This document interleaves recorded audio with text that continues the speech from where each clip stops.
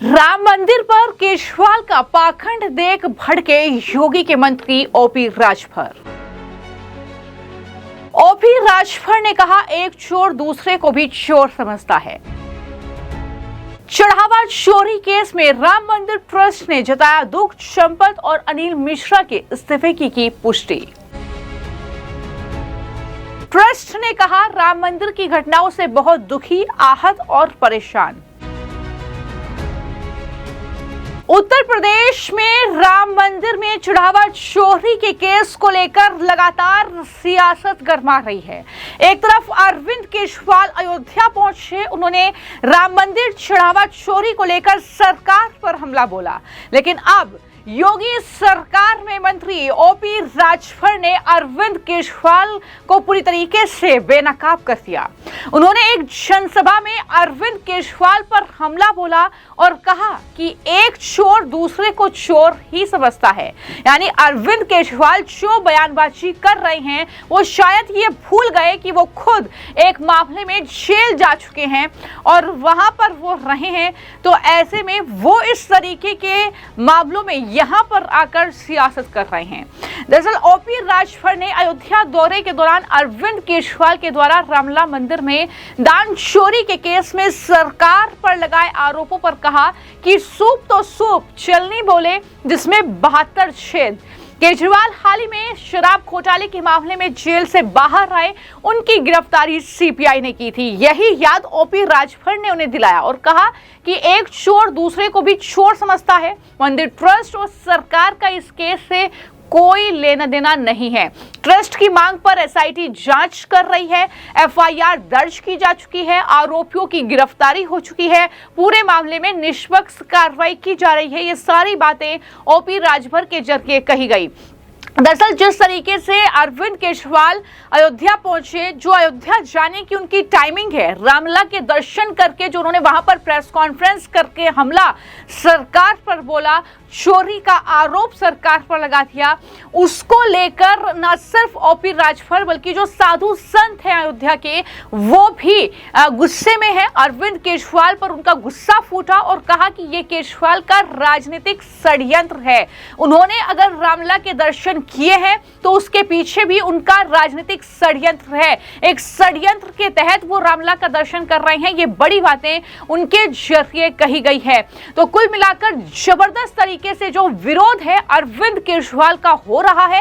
हालांकि अरविंद केजरीवाल इस उम्मीद से वहां पर गए थे कि शायद वहां पर जाकर इस मुद्दे को उठाएंगे, सियासी रोटियां सेकेंगे, कुछ जनता को अपने पक्ष में कर पाएंगे, लेकिन ऐसा होता हुआ नहीं दिख रहा है।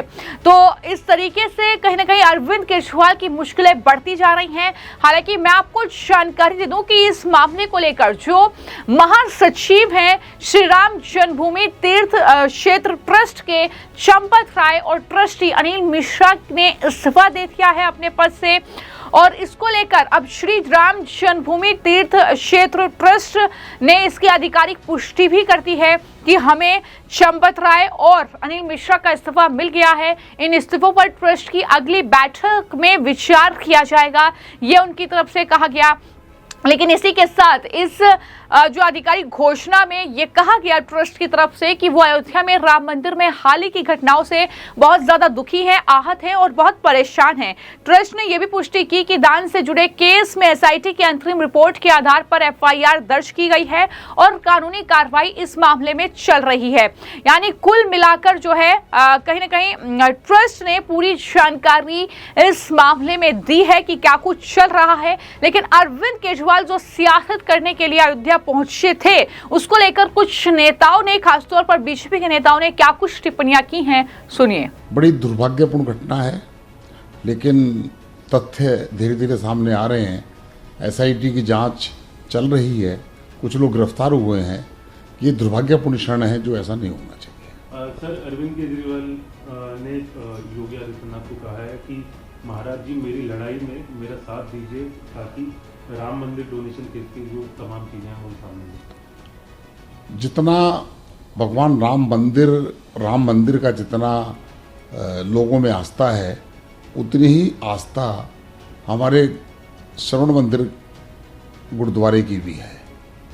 और उस गुरुद्वारे में जिस प्रकार से भगवंत मान ने सिख गुरुओं का अपमान किया है, तो इतनी बात वो वहाँ भी तो करें कि भगवंत मान को चलता करें कि उन्होंने सिख धर्म को अपमान करने का काम किया है, और वहाँ जाकर वो योगी जी से बात कर रहे हैं।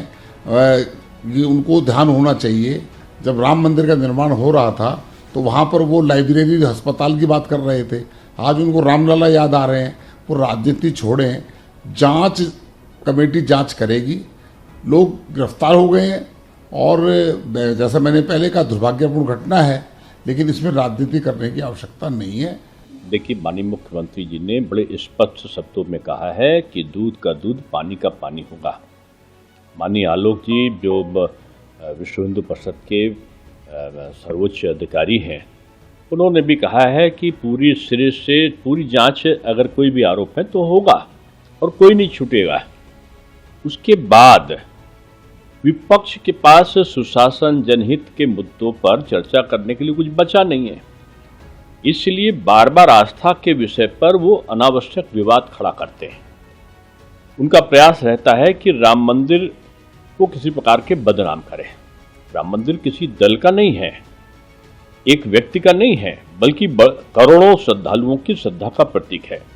यदि किसी के पास किसी भी प्रकार की अनियमितता का ठोस प्रमाण है तो सक्षम अधिकारी के सामने उसे प्रस्तुत करना चाहिए। केवल राजनीतिक लाभ के लिए आरोप लगाना ये लोकतंत्र की स्वस्थ परंपरा नहीं है। आप बार बार एक श्रद्धा के केंद्र पर, चाहे वो जब निर्माण रहा हो चाहे आंदोलन रहा हो, हर समय आरोप लगाना और उसको विवाद करना, मैं समझता हूं कि ये करोड़ों राम भक्तों की भावना को आहत करता है। यदि ये जो श्री राम जन्मभूमि तीर्थ स्थल है, ये एक विधिवत ट्रस्ट गठित है। यदि किसी प्रकार का कोई प्रश्न उठता है तो उसका समाधान कानून और स्थापित प्रक्रियाओं के अनुसार होना चाहिए, ना कि राजनीतिक बयानबाजी के माध्यम से। ये विपक्ष को आस्था के विषयों पर राजनीति के बजाय जनता से जुड़े मुद्दों पर रचनात्मक चर्चा करनी चाहिए। और मैं समझता हूं कि जब एसआईटी की जांच बैठी है, लोगों की गिरफ्तारी हुई है, माननीय मुख्यमंत्री जी और आलोक जी का बयान आया है, उसके बाद इस प्रकार की चर्चा उचित नहीं है। तो अरविंद केजरीवाल का जबरदस्त तरीके से विरोध कहीं ना कहीं अयोध्या में भी हुआ, और कहीं ना कहीं नेता भी ये साफ तौर पर कह रहे हैं कि अरविंद केजरीवाल तो राम विरोधी थे, वो राम मंदिर का विरोध कर रहे थे, लेकिन आज वो खुद को सबसे बड़ा राम भक्त, हनुमान भक्त बता रहे हैं। तो ये उनकी दोहरी चाल है जो वो चल रहे हैं, क्योंकि चुनाव उत्तर प्रदेश में करीब है और वो अपनी सियासी रोटियां सेकने की कोशिश इस मुद्दे को लेकर कर रहे हैं। फिलहाल इस मामले को लेकर आपकी क्या राय है, हमें कमेंट बॉक्स में जरूर लिखें। धन्यवाद।